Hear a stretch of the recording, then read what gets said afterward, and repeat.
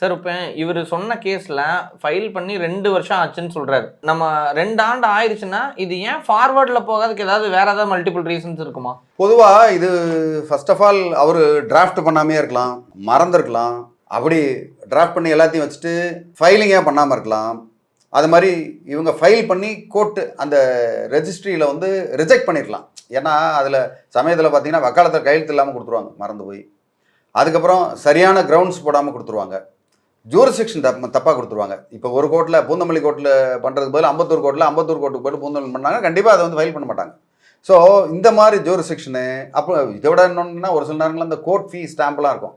அந்த கோர்ட் ஃபீ ஸ்டாம்பு 10 ரூபா 20 ரூபா தான் இருக்கும். அதை கட்டாமல் விட்டுருப்பாங்க. அதனால் வருஷக்கணக்காக இவங்க போய் பார்த்துருக்க மாட்டாங்க. ஸோ இந்த மாதிரி காரணங்களால் ரிட்டர்ன் ஆகிருந்ததுன்னா அது வந்து பண்ணியிருப்பாரு, ரிட்டர்ன் ஆகிருக்கும். அது கவனக்குறைவு தான் அவங்களோட. அதை வந்து கண்டிப்பாக அவங்க பார்த்தே தான் ஆகணும். சார் இப்போ கோர்ட்ஸ் போர்ட்டல் இருக்குது, அதில் ஃபைல் நம்பர் இல்லை. இப்போ நம்ம என்ன சார் செய்யலாம்? கண்டிப்பாக அந்த வழக்கறிஞர்கிட்ட போய் ஐயா இதெல்லாம் இல்லை, இந்த பார் இந்த கேஸ் உனக்கு இந்த மாதம் கொடுத்துருக்கேன், இது இல்லை அப்படின்னு சொல்லிட்டு ஒன்று ஜெனியூனா அவரா இல்லைனா அவரோட ஜூனியரா இல்லை வேறு யார் தப்பு பண்ணாங்கன்னு நீங்கள் வந்து பார்க்கலாம்.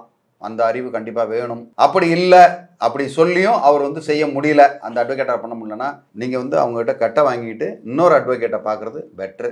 அதுக்கு முன்னாடி வேற ஒரு அட்வொகேட்டுக்கிட்ட ஒரு ஒப்பீனியன் வாங்குறது நல்லது. இந்த அட்வொகேட் வந்து கரெக்டாக தான், ஏன்னா அவங்களுக்கு ஒரு சிலது ஆக்சஸ் இருக்காது. ஆக்சஸ் இல்லாத பட்சத்தில் வேற ஒரு அட்வொகேட்டுக்கிட்ட இந்த அட்வொகேட் பண்ணது சரியா தவறா, இது வந்து காமனா அப்படின்றது வந்து தெரிஞ்சுக்கலாம். ஏன்னா பல்வேறு பிரச்சனைகள் இருக்கு, பல்வேறு பிரச்சனை. ஒரு சில தான் உண்மையிலேயே அது வந்து லேட் ஆகும். அதனால அது சரியா தவறான்னு பார்த்துக்கிட்டு அடுத்த செகண்ட் ஒப்பீனியன் வாங்கிக்கிட்டு அடுத்த அட்வொகேட்டை பார்க்கலாம். இல்லை செகண்ட் ஒப்பீனியனில் வந்து இவர் ஓகே தான் அப்படின்னு சொன்னாங்கன்னா அவர் மூலியமாகவே பொறுமையாக நிதானமாக அவர்கிட்ட ஒன்று கேட்டு அதை செய்கிறது நல்லது.